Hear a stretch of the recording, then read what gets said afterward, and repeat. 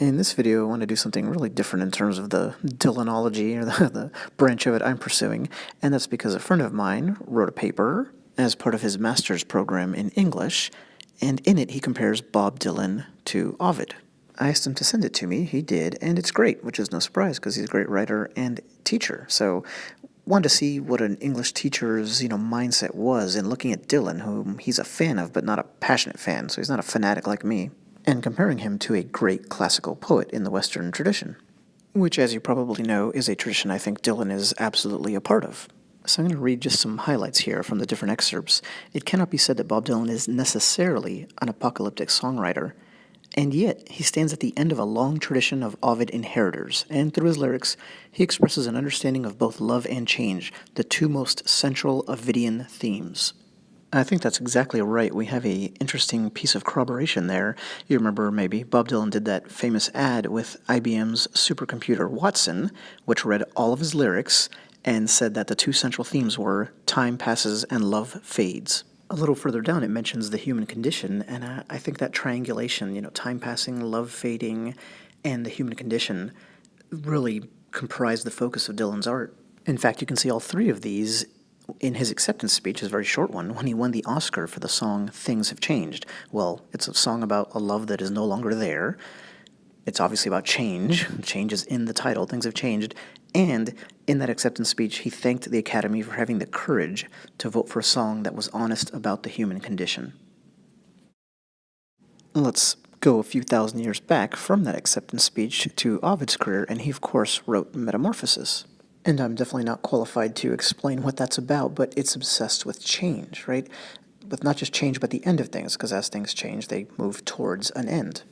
I think it's safe to say Dylan had the same obsession. Just think of the early part of his career especially. I mean, he was the chronicler of change, right? The massive upheaval of the 60s.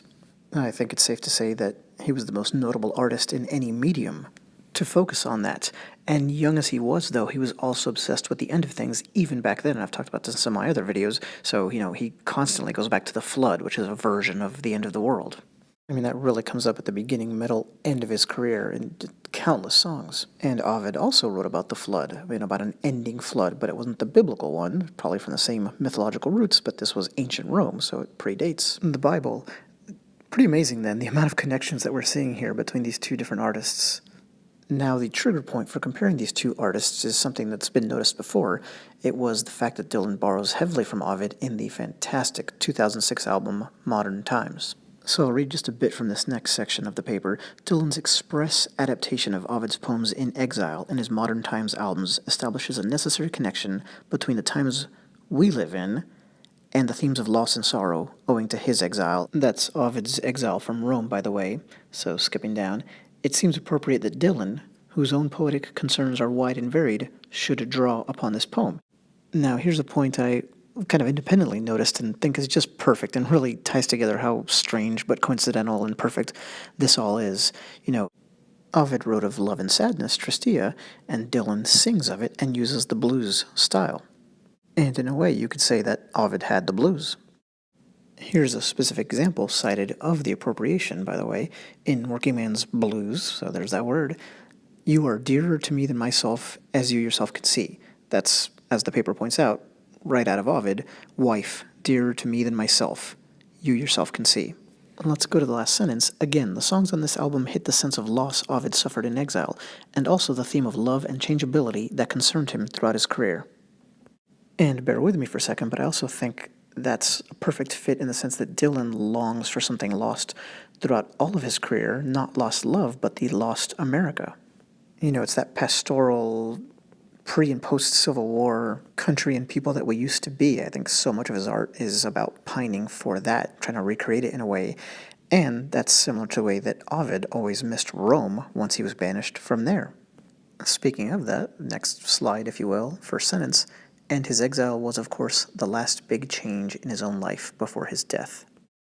And so at the end, we arrive back at the beginning. I think that's a nice, accidental or not, Dylan-esque circular phrasing, and I want to piggyback on that and go back to the start of this video instead of the start of the paper, where I mentioned Dylan being part of the Western tradition. Well, you can see in this slide how T.S. Eliot comes into play. He's brought in as part of the overall Ovidian tradition, strain, and I'm not going to get into that because Dylan Elliott is a whole other discussion. Funny enough, the first time I heard Ain't Talkin', the last song on Modern Times, I immediately thought of T.S. Eliot, though. But let's go back to Dylan and Ovid. Bob Dylan, one of the many things he's noted for is his transformations throughout his career. He really pioneered that in rock and roll, maybe even in postmodern popular culture or American culture. So maybe comparisons between himself and Ovid, who wrote Metamorphosis, millennia ago. This is a man who was born the year after Julius Caesar was assassinated. Maybe that's more of a natural fit than it might at first seem. And maybe that poet from long ago is another tool that we can use in helping understand Dylan. Not that he shouldn't be the object of great interest in his own right, he of course should be, but just for our particular selfish interest. Thanks.